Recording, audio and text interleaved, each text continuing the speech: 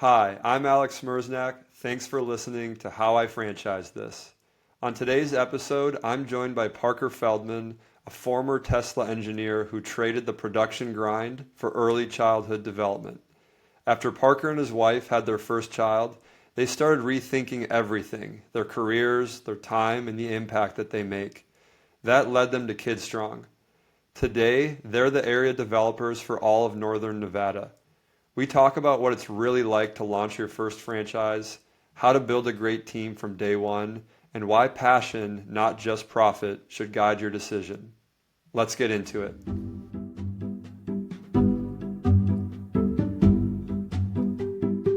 Real quick, I wanted to have you introduce yourself quickly, and what brand are you a franchise partner in, and we'll get into it from there. Yeah, so like you said, my name is Parker Feldman, born and raised in a small farm in Illinois, was in the Air Force, and then became an engineer, and then went through several startups before deciding, I want to do something on our own, me and my wife. So we bought into KidStrong. We are the area developers of all of Northern Nevada. So if you draw a line above Vegas, we own everything else above Nevada. We just launched our first one in December of last year, and we're already on track to open up our second one by the end of this year. That's awesome. Congratulations, and can't wait to dig into some of the other startups and entrepreneurial things that you were doing prior to KidStrong, which is a perfect segue into my first question is, what was life like before, for you and your wife before you became KidStrong franchisees? What were you guys doing previously? Yeah, we were the typical W-2 like corporate heads. We actually both worked at Tesla. So we moved up here to Reno from Phoenix. She was actually an elementary school teacher for several years. And I had just gotten out of the Air Force and was like, what the heck am I going to do with my life kind of thing. And I had always been interested in engineering, but couldn't quite get a grip on like doing the theory of engineering and college courses to get the degree. I went to Polytechnic at ASU, Arizona State, and it was very hands-on and it was awesome. They actually like pushed us to start our own businesses. So I started a little prototyping, engraving, like customization business, and then I ended up getting my job at Tesla. So when we moved here to Reno in 2017, January of 2017, my wife had the opportunity to be like, okay, do I want to keep teaching or do I want to try something else? And she ended up making really great friends with a lot of female engineers over at Tesla. And they were like, we have to have you. Like, you have to come to Tesla. And I had already been working there for about a year and a half as a equipment engineer. And my life and her life at Tesla was very, very like, I mean, what you can imagine. You've heard the term not corporate hell, definitely not that, but production hell. So like production hell, building a very complex factory as fast as you can to try to get, at that time, it was the Model 3. And she was in basically people development training, and I was on the engineering side. So long commute. We were working, anywhere between 10 to 12 hours. There was one day I worked a 20-hour shift, and then as like, we got married, we settled into a house, we found our home. Her parents moved here, roots were getting deeper, and then found out she was pregnant. So it's like, okay, if I'm working 20-hour shifts, taking phone calls at 3 a.m., sitting up in my bed to troubleshoot, complex PLC coding, and then if I can't fix it, I'm like driving into the factory at 4 a.m. I was like, I'm just not going to be a good dad. And at that time, it was like, okay, I got to make a decision to try to like possibly change over to something else. So to wrap everything up, it's my wife and I were like that typical grind, and then we had a kid, and then the gears started shifting. It was like we started looking at our time a little bit differently, and I had always wanted to really start our own business, but I wanted to make sure it was something that we could do together, something that like I wouldn't do off to the side and leave her in the dust, or something that she was interested in but I didn't have a passion for. And prior to having kids, I probably would not have considered anything to deal with kids. But as I've grown older, doing the Air Force, doing a sustainable job at Tesla, working at like medical manufacturers and doing other startups, I always wanted to do something that made a difference. And after I had a kid, I just realized I was like, the thing I'm gonna do for this little person, as long as it's good, like can make the biggest impact to the world. And it just started really flipping my idea of like education and what we do for our children. And then my wife she has a friend who had her kid attending KidStrong in Ohio. We had never heard of it. And she kind of like pulled it up on her phone and was like, hey, look at this. We had been talking about starting a business. And I was like, that's pretty cool, I guess. She's like, no, it's a franchise. We should look into it. And my first thought was like, kids. I'm not so sure. And I had just kind of started rolling the ball. But I've been so deep into really complex startups and operations and manufacturing. And she's been on the training and development side. It was just like, hey, this is actually a really good idea. Let's just look into it. Let's put in our information, take a look at like the closest KidStrong, which was 100 miles away for us at the time. And Okay. I was like, hey, this is definitely something that we could probably bring to Reno, but let's check things out. Because I've been through really, really bad startups and really, really great startups. And I kind of was familiar with what to look for. So I just told her, I was like, we'll call them. We'll see if, it's even open for us in Northern Nevada. And then if the wins are in our sales, we'll just keep going. And then from that point, it was the wins were very much in our sales. KidStrong HQ team they blew me out of the water. I was so impressed by what they presented to us when we went to Discovery Day. And it took us about a year and a half to go from, do we want to sign the FDD? Which if anybody's watching this and you guys are considering franchises, that's a very big portion and you'll be very familiar with that. But we was like, do we want to sign this? To doors are open and we had members. It was about a year and a half. Okay. And when you first heard of KidStrong, were you already seriously thinking about owning a business, or was it just that beginning point when you had your first kid and you were starting to think through kind of your guys' career and lifestyles? And did KidStrong happen right after that, or was it a couple of years and you'd been doing some passive research? Or walk me through that part of when you started seriously thinking about, hey, I'm going to take the leap and look at business ownership more seriously. Yeah, it was a slow grow. I'll put it that way. Okay. I think our daughter turned about 2, and we realized like, wow, she's non-athletic. She's like a little drunk person and like very unfamiliar with her body, and like we need to get her into something. And we had started looking into programs. Looked at all the regular stuff, swimming and gymnastics, and what other programs we had in Reno. And we were kind of considering different things. Didn't really honestly look at franchising too much. Like KidStrong was really the very first franchise that we looked into, and the one that we inevitably jumped into pretty quickly. But it was like just little tiny discussions, and I would say more so probably me annoying my wife with like What about this? What what are about we that? really yeah what are we really doing? What's the goal? Like, are we just gonna grind away, make a paycheck, get to retirement, and then like that's it? Or do we want to do something that we're just like super excited about? Something that provides us the opportunity to give us more time to spend with our kids. Because when you're working a 9 to 5, you're there 9 to 5. Sometimes you're there a lot longer. It's a different tied to the hip, a very consistent. But yeah, it was about 2.5 years to answer your question of like just me kind of bothering her challenging me on the things that I was like thinking that we could do, and then her presenting me with KidStrong and being like, what about this? And honestly, I think it was her excitement and just the mesh of like, everything made sense and clicked. It was something that we needed to pursue. Something you said has got me thinking about. I think we all have a friend or family members that we talk to at Christmas or holidays or catching up over a coffee or a beer, and it's like, I'm really thinking about doing my own thing, but I don't know where to start. And I think it's when someone, and correct me if you think this is wrong, but it's like when a family or when a partnership or couples or an individual start to think like, I want to do something like this, and it's top of mind constantly, that all these opportunities start to kind of like pop up because you're actually like, whether you're looking for it, Yeah. intentionally or not, you're thinking about it, and so things start to pop up. And I'm curious, do you think that's what happened with your wife and you with KidStrong? It's like you already were looking a little bit, and it was top of mind, and so then these opportunities started to jump out at you. Oh, 100%. You could call it the law of attraction. Just what you think about, what you bring about. I think if we hadn't really been having the discussion, I don't think she would have looked at it in the same way, like the same light. She probably would have seen it and thought it was really cool. Wish we would have gotten it. But if I hadn't been kind of like talking about business ownership and really, really thinking about it and like me looking for stuff, I don't think that moment would have happened. That's just an You man, assumption, but yeah. you manifested it. Yeah.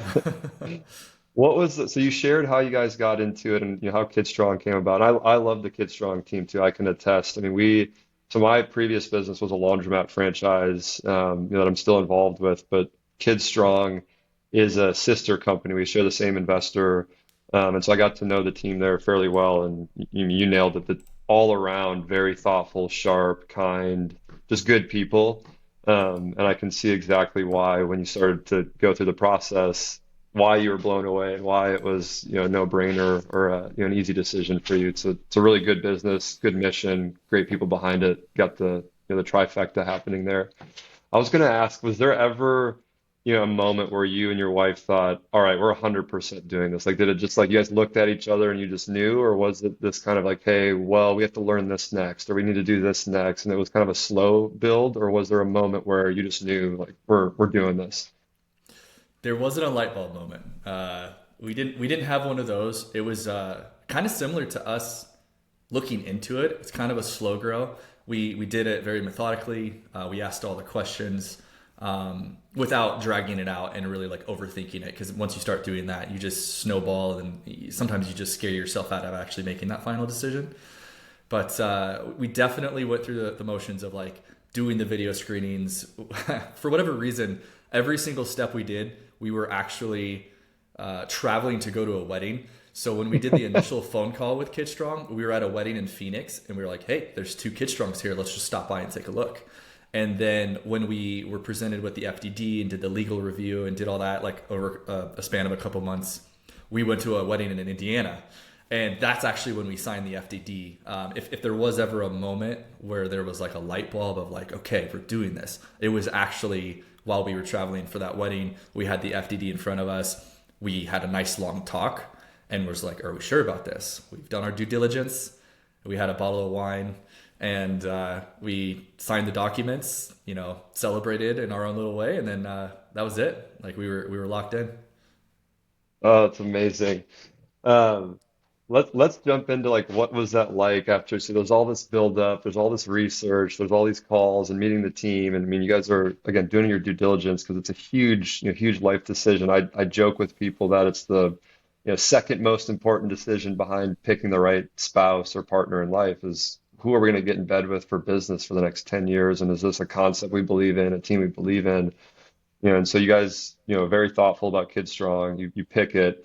What's it like the first few months after? Like, there's all this mo build up to the moment you sign. You sign the agreement. You're now a Kid Strong partner and franchisee. What were the next few months after that like for you guys? Yeah, it's for me, and this is only for me. I'm not speaking for other individuals because I've been so used to being in like a startup kind of environment where you have to like once you make a decision, you go, and there's just so much to do. For me, I was expecting that, and there was documents to sign and things to do, but there was actually like I was almost ready. I was like, I'm gonna have to quit my job. I'm gonna have to quit my job right away and just like do everything that's required for this. And it within a week, I realized like there's actually not a lot to immediately do, and it's different depending on what franchise you choose. Obviously, like with some franchises, you don't have the brick and mortar, so you can jump straight into like launching it and getting it going. So it could be a lot quicker for other franchises. But for this one, KidStrong team and the requirements around like where you get the location and like all the different requirements of being able to actually like get to the launch, they have a very methodical way of doing it and very strict requirements because they understand what actually works for their franchise. So it was a very like step by step, we're gonna like do this correctly. And then that's why you step into a franchise and you do the discovery days to see like how much do these individuals like understand what they're doing, how much do they have the passion for what they're doing. And KidStrong was very much like aligned with all of that. So that moment after signing, I was expecting like atomic bomb. And it just didn't happen. It was like, okay, we're going to do this and we're going to do it step by step. And it felt relatively like smooth and easy. It was a lot less scarier than I expected. Yeah.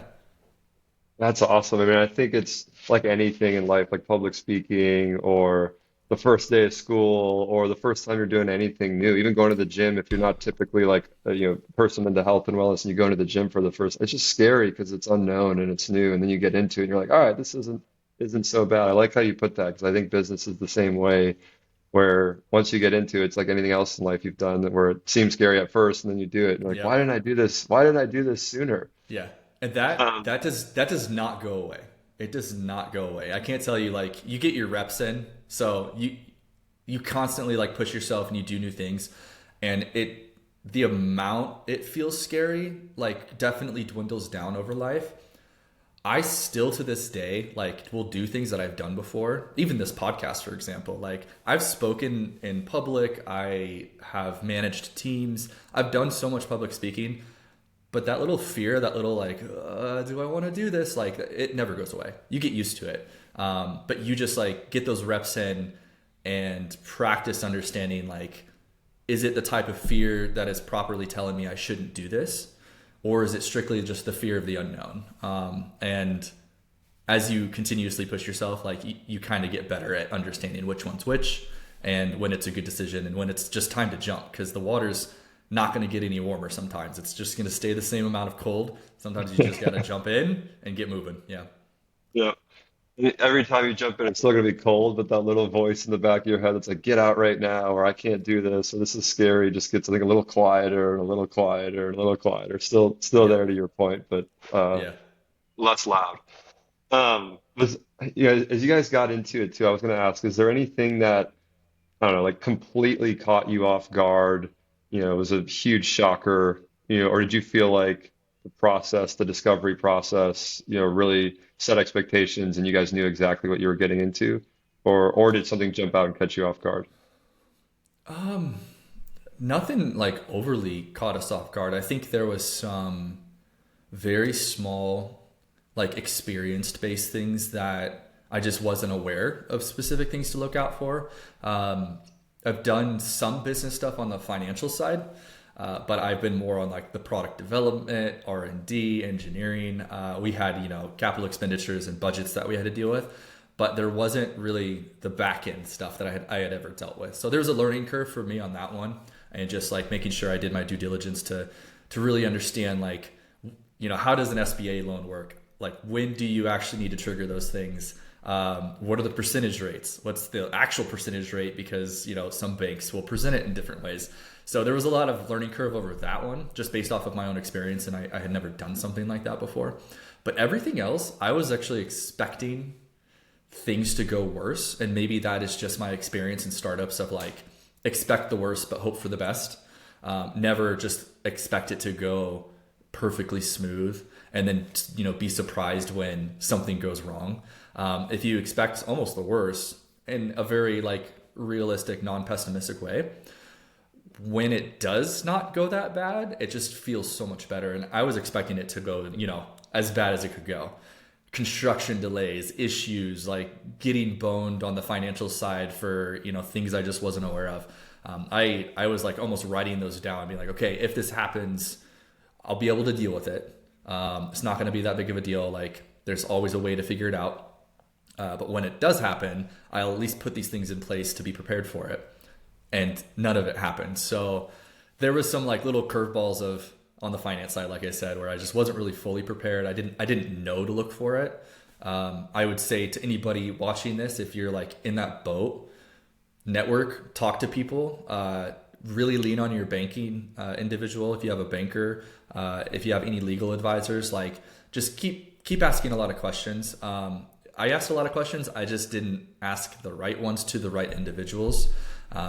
And no matter what you do or how many questions anybody asks, like, you're never going to be fully prepared. So I do have to say that as well. Like, just like, you're not going to be fully prepared, but have the faith in yourself and your experience, or just like your passion for whatever you guys are jumping into, to know that you can deal with whatever happens. But yeah, Yeah, very, very, very few problems are truly unsolvable, or like there's no option or there's no outs. yeah.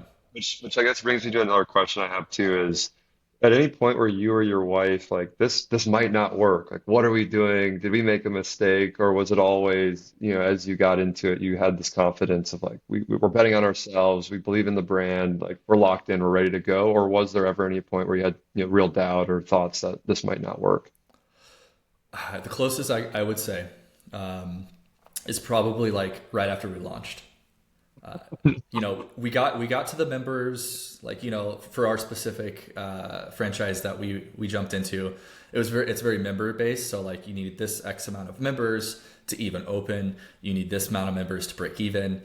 So that was like, that was our key thing that we were concentrating on. And then even after getting to that point, like the first 2 months, financially, we were like, whoa, this is way like, and I'm kind of over dramatizing this, but like this is way more expensive than we expected it to be.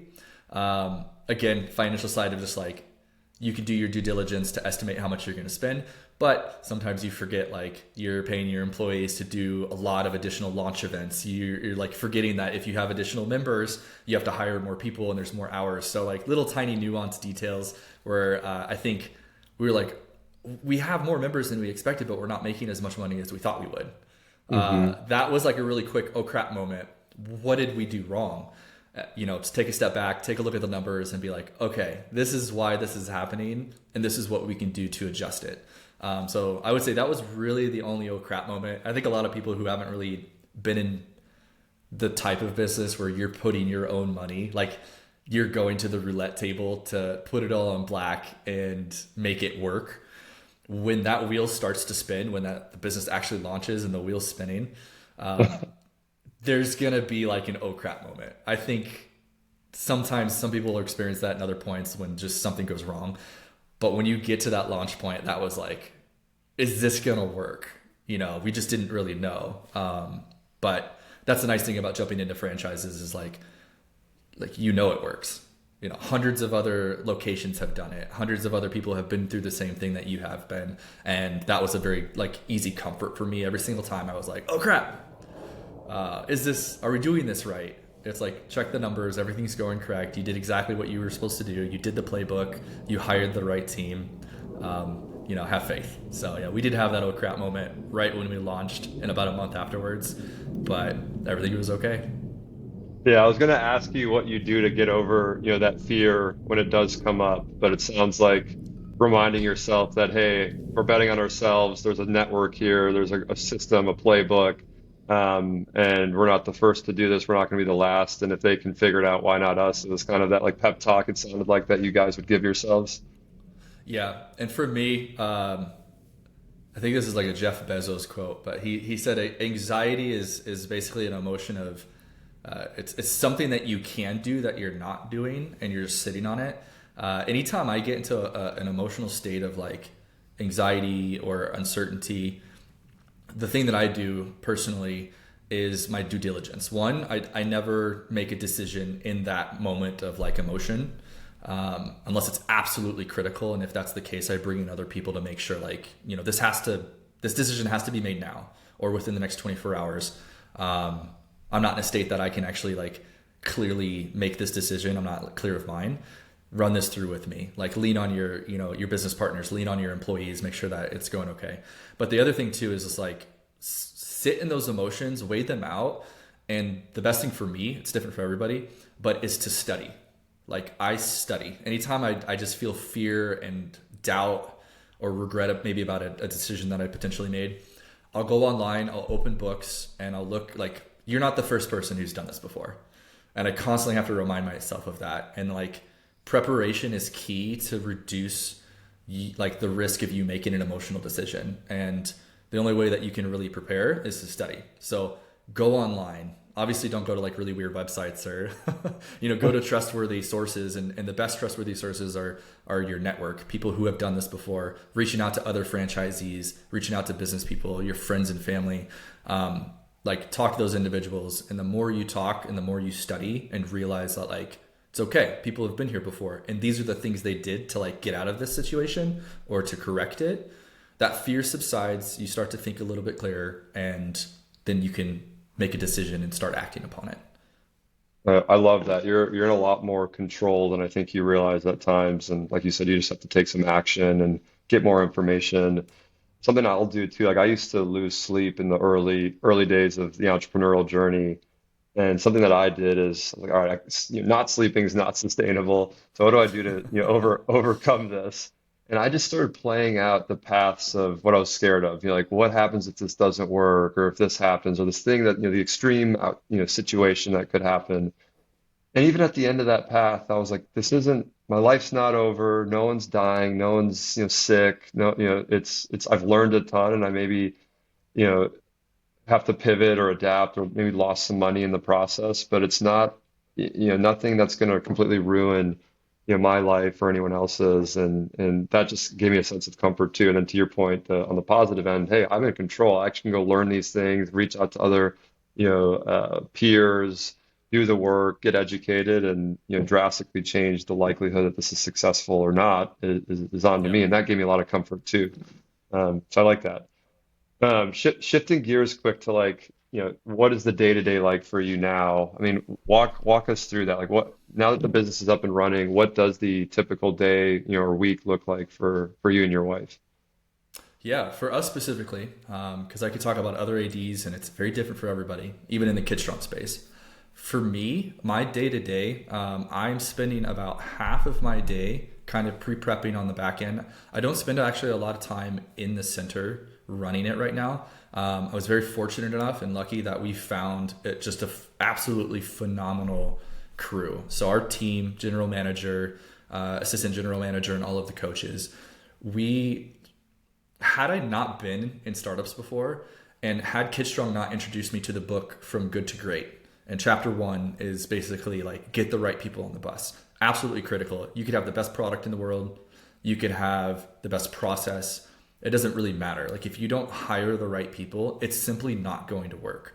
So despite my like discomfort, because I was very used to like I'm an engineer, I want to work on the mathematical equation, I want to do the CAD and make the product work and function exactly how it's supposed to work. And there's not a lot of like emotion behind that. There's not a lot of soft skills. I was very uncomfortable even coming into this still prior to doing management and engineering and working with teams like that. I made a very conscious decision. I was like, okay, the one main thing that I have to do if I'm going to put all of my effort and really concentrate on something is to hire the right team. So we actually started hiring pretty early on, a lot earlier than most people do, because I wanted to make sure that like starting at the top, hiring our general manager was the most important thing. Like that general manager is going to drive exactly how the rest of the culture is going to be built out. And once we release that individual onto our own business, like that's going to dictate how much work we have to do. Because if you hire somebody who's not, trained properly, doesn't have the right background, isn't emotionally intelligent, isn't passionate about the actual job, you're going to be spending a lot of time at that location, teaching them, doing things that like they should be doing. So hiring slow and making sure that you have the right people, and then realizing when you hire the wrong person to actually like move on that decision to get rid of them quickly is hypercritical. For us, because we concentrated so much on the team and hiring the right people and adjusting where necessary, we're now in a situation where my day to day is I don't have to spend a lot of time in the center. I can concentrate on the back end of working on talking to schools, working on marketing and sales, adjusting processes, actually like working on reducing the amount of time our staff is doing stuff that they have to do, but they could be spending that time talking to members, improving the experience, like having the energy to smile and work through the hard times. It's a lot less likely if they're spending so much time processing information and data and trying to look up stuff and tripping over their shoelaces because of just this lengthy thing that they have to do. I work on removing that for them. And then the second half of the day that I'm doing right now, and this is really the most critical part for me and why we built it this way, is that if I was too busy operating the first location, I couldn't afford the amount of time to set ourselves up for locations 2 and 3. So that's what I've been doing on the other half, other than taking care of my wife and our newborn, which is taking up a lot of time right now. But yeah, so that's my day to day is working a lot at home and reducing the amount of time that is spent for the individuals that are at the center, and then preparing for locations 2 and 3. And so you brought in a GM, you'd say maybe earlier than you would have had you not had that ambition to go location 2, 3, etc. Yeah, correct. Okay. So you're very much focused on a growth mode right now, right? It's still like we want to get this thing to the next level and okay. Yep. The last or go ahead. No, no, I was just agreeing with you. We are still in that phase because we've only been open for 4 months now. We're still like hyper focused on our cash flow, how much we're making to be like, do we want to do location number two? And then for us, because location number two is also like in our local area, we have to look at like how many of our members are going to our first location that live next to the location of like where we want to do number two. Because like if they all go to the second location, whatever cash flow and profit we're seeing down here suddenly changes. So there's a lot that goes into like really looking into the right retail location, how many members, how many we're going to cannibalize. Like, is it financially smart for us to do a second and third location? So yeah, there's a lot that goes into it, and I wouldn't be able to look into this and really like hound into it if I was busy operating the first one. Yep. I'm exploring becoming a franchisee of a golf simulator franchise right now, and we're looking at do we do one at a time? Do we try to do two at a time? And it's a lot to your point. Is Like is it 9 iron? no, it's called another nine, but it's similar Another to okay. like nine iron or what's the is it back nine? There's I don't know. There's three or four of them out there now, and they have slightly different variations. This one is completely unattended, no employees. They're private bays. It's kind of like anytime fitness for golf simulators.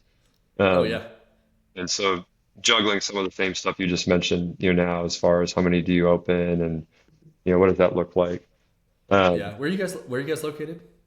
So we're based in Charlotte, North Carolina, Okay. but the simulators would be in Minnesota. So I have Oh yeah, a business partner that lives up there. We'll be living up there, and he's focused on that. yeah. The simulators. I'm always like, if there's a good winter, you're gonna do well. But yeah, Minnesota, Michigan, Wisconsin Oh yeah, will I think do great. Well, I know that we're kind of coming close on time. I want to make sure I ask you the last question or two, which is really centered around giving others that are in your shoes or were in your shoes, that advice on franchising. So, what is one thing that you think people completely get wrong about franchising in general? Um, I'm thinking about this from a couple of different people because I've talked to a lot and I've seen people expect it to be one way, not the other way. I don't know what most people expect it to be, but what I probably would assume is when you buy into a franchise, you are paying this franchise an upfront good amount of money and then a constant royalty to what sometimes feels like you feel like you might be paying for all of the answers. So I've seen this happen a lot. I've even experienced it myself where you're like, I gave a lot of money to get into this franchise, and this franchisor doesn't have this answer. And you kind of get a little butthurt about it. And sometimes people would be very upset where like they're expecting everything to be handed to them. And all I can say to that is like, nothing is ever that way. That franchisor, if it's a good one, KidStrong is a phenomenal one. They're going to do everything they can to understand what makes the KidStrong or whatever franchise you're in function enough to be profitable and to answer all the baseline questions. It's like if you were launching your own business, you'd be stumbling over like, what does the logo look like? What is the color scheme? How do we pitch this? Like that's very like normal baseline stuff. But then there's also just so much more that goes into creating a business. You're paying for that foundation, like, and also the knowledge and the trust that it actually functions and works. You can't do that when you're kind of just jumping into something and creating something on your own. All of those questions are just like they're unknowns and you are just shooting in the dark. With a franchise, they're handing you a flashlight. They're not going to hand you a key where you can like turn it and it's just going to work. Hmm. You still have to put in the work. You still have to follow the playbook, and there's still going to be unknowns because sometimes you'll run into something that no other location has ran into before. There's also times when it's like the franchise has reached a certain point where they have to change how they do things because because a franchise that has 10 locations does not function like a franchise that has 100 or 500. So every time they go through those milestones, there's going to be a switch. And like, you have to be prepared for that, because they're learning new lessons. They're going to pass those along to you, and you're going to have to make adjustments. So I think, to answer your question, like, from what I've seen the most of, if people who are jumping into franchising, like, you're not jumping into something that is 100% turnkey with all questions answered.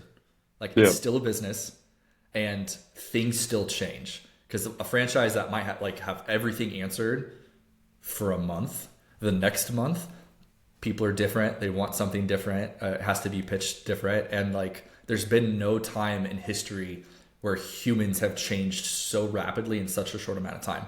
So that's something I would say, like, just be prepared. It's still a business, and you're still going to have to figure things out. You're just paying for a very fast launch and getting past all of the like really critical unknowns to get into that point of profitability, and then take it from there. So I would say just be prepared for that.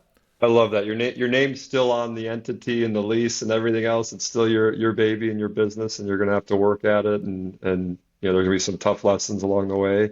But you also have, to your point, a franchisor and a group of peers in your corner, and a lot of, I think, foundation that I think people probably do take for granted, that they don't realize that they were starting from scratch, would have to figure out one way or another.